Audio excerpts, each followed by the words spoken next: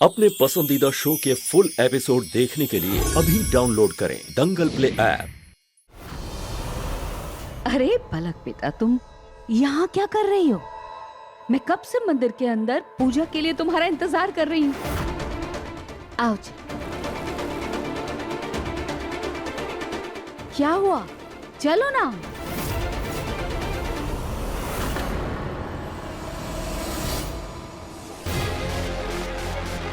ना पलक दिख रही है और ना ही मलिष्का जी। ये दोनों अचानक एकदम से गायब कहाँ हो गई?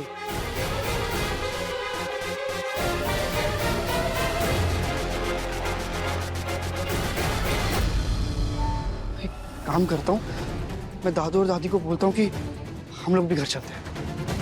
हाँ, ये सही रहेगा। पलक बेटा, तू यहाँ? अरे पूनम, क्या कर रही हैं आप? अरे ये तो पूजा जो है वो पिंकू और मलिष्का के लिए है, उसमें आप पलक को कैसे बिठा सकती हैं? यहाँ बैठने का अधिकार तो मलिष्का का है ना। कैसी बातें करते हैं आप प्रतीक के पापा? पलक भी तो हमारे घर की बच्ची है। रिश्ता खत्म होने से प्यार धूनी में खत्म हो जाता है। खाटू श्याम जी महाराज की इतनी बड़ी पूजा रखी है हमने प्रतीक के पापा, इसे भी तो भगवान का आशीर्वाद मिलना चाहिए। बैठो, जल्दी बैठो, बैठ जाओ, बैठ जाओ। ये पिंकू कहाँ है?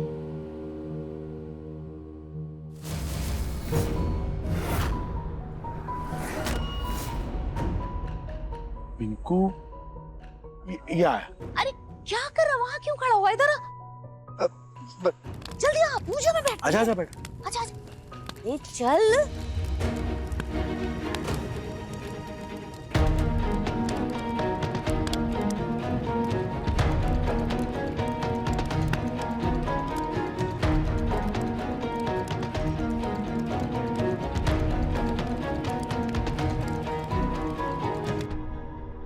तुम ऐसे क्यों देख रही हो मुझे इतनी हैरानी से? क्या बात है? नहीं, ऐसा कुछ नहीं है, लेकिन अगर ऐसी बात थी तो तुमने मुझे या परिवार में से किसी को कुछ भी क्यों नहीं बताया? कैसे बताती रूही? नाहर की तबीयत पहले से ही इतनी खराब है, उसको लेके सब घर में पहले से इतने परेशान है। वो तुम्हें नौकर समझ रहा है। तुम खुद ही इस दर्द में सब कुछ संभाल रही हो। ऐसे में मैं किसी को परेशान नहीं करना चाहती थी ये सब कुछ बता के।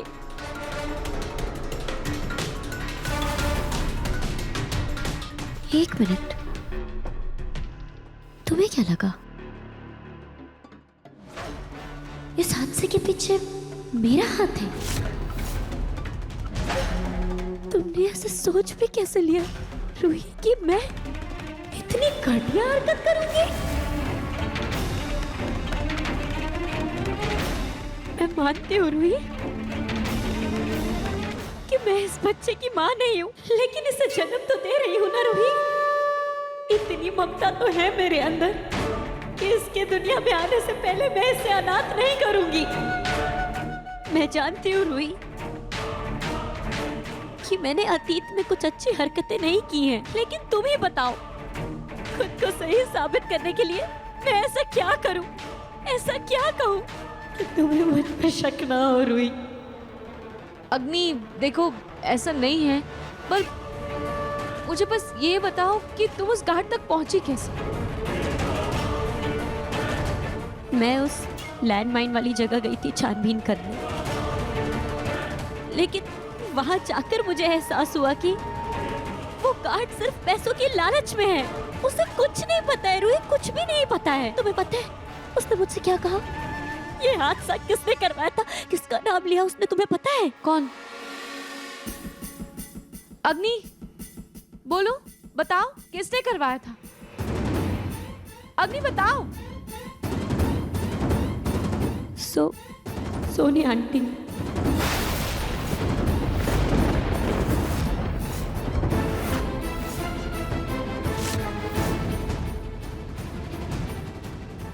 ऐसा कैसे हो सकता है अग्नि? जब मैं उस गार्ड से मिली थी तो उसने मुझे बताया था कि अग्नि दीदी ने ये सब किया है। क्या क्या तुम भी इस गार्ड से मिली थी?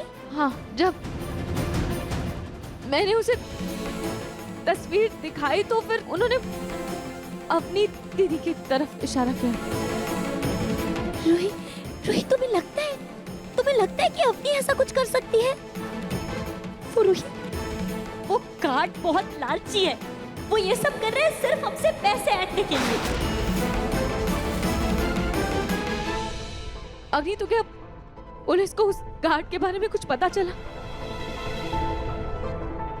ज्यादा कुछ तो नहीं, हाँ, लेकिन इतना पता चला है कि उस दिन नाहर का फोन किसी ने हैक कराया था और उसने मैसेज भी किया था। शायद तुम्हें भी मैसेज करके उस लोकेशन पे बुलाया था।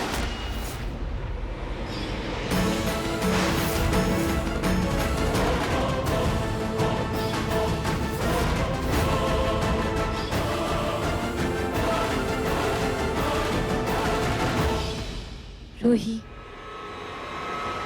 हो ना हो, इसमें कोई बाहर का शामिल है। शायद नाहर का कोई बिजनेस का दुश्मन हो या कोई रिश्तेदार भी हो सकता है। खैर, जो कोई भी है, पुलिस उस तक पहुंच ही जाएगी, जैसे गार्ड तक पहुंच गई। क्या तुम्हें गार्ड के बारे में पता है कि वो कहाँ है? हाँ, वो मुरादाबाद के किसी गांव में छुपा हुआ। लेकिन रूही, उससे कोई फायदा नहीं है, इसको कुछ पता नहीं है। असली गुनहगार अभी भी बाहर घूम रहा है रूही। और पता है, मुझे तो लगता है कि वो हमारे घर पे नजर रख रहा है। हमें बहुत संभल के रहना पड़ेगा रूही, बहुत ज्यादा। मैं बेकार ही अग्नि पर शक कर रही थी, जबकि वो बेचारी तो खुद इस हादसे का सच पता करना चाहती। पर अगर घर से कोई नहीं है तो कौन है जो नाहर जी की जान के पीछे पड़ा है?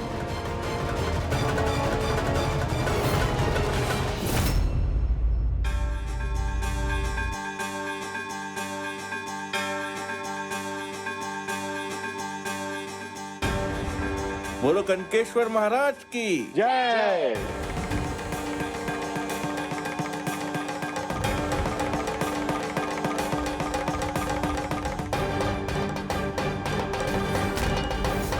पलक बेटा, ये तुम्हारे हाथ में चोट कैसे लग गई? किसी से लड़ाई हुई है क्या?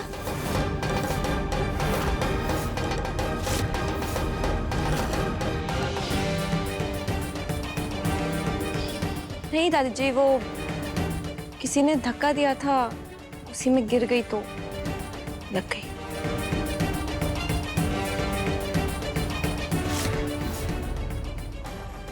आखिर पलक झूठ क्यों बोल रही है? वो मलिष्का जी के साथ लड़ रही थी और उसके बाद मलिष्का जी भी कहीं नजर नहीं आई। समझ नहीं आ रहा कि पलक से किस हक से और कैसे सवाल करूं।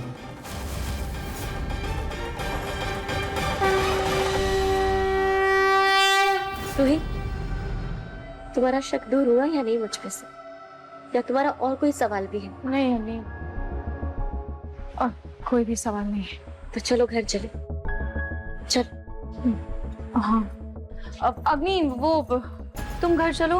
मुझे तीज की पूजा के लिए कुछ सामान की खरीदारी करनी है, मैं वो करके आती हूँ। जल्दी आना।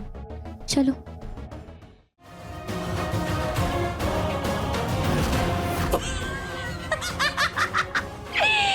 कितनी बेवकूफ है, इतना आसान है उसको बेवकूफ बना। इतनी आसानी से मेरी सारी कहानी भी यकीन कर ली।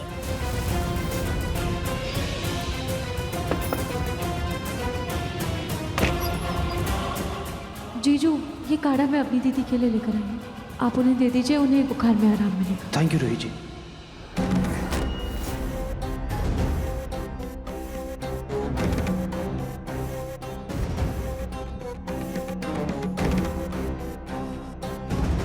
क्या अवनी बीमार है और रूही ये बात जानती है? यानी अब रूही का शक अवनी से हट जाएगा। ओह गॉड, अगर उसका शक अवनी से हटा तो सीधा मुझ पर आएगा। नहीं नहीं नहीं नहीं, मुझे कुछ भी करके खुद को बचाना होगा, वरना ये रूही मुझे छोड़ेगी नहीं।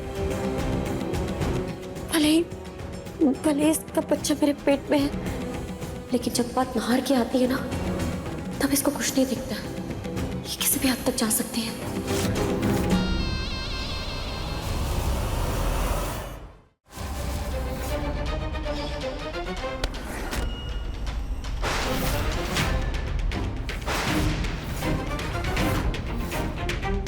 ऐसे मटक मटक कर कहाँ जा रही हो? ये दादी भी ना हर चीज में रोकती टोकती रहती है, और अगर रूही मेरा पीछे नहीं आएगी तो मेरा प्लान कैसे कामयाब होगा? अब रूही पक्का मेरे पीछे आएगी, मैं जल्दी से ऑटो कर लेती हूँ। ऑटो भैया!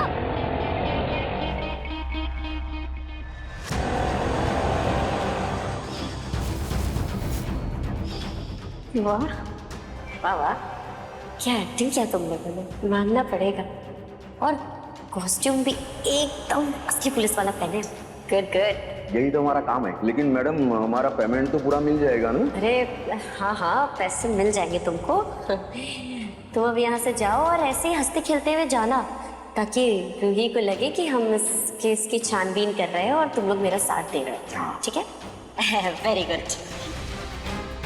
चलो, फिलहाल के लिए तो रूही की शक की सुई मुझ पर से हट गई है, लेकिन मुझे जल्दी ही कुछ करना होगा।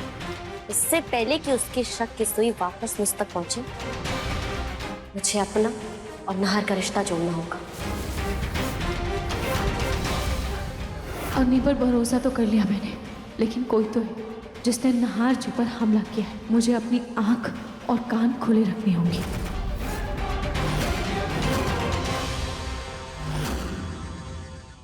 अब देखिए मन सुंदर दंगल प्ले पर टीवी से पहले।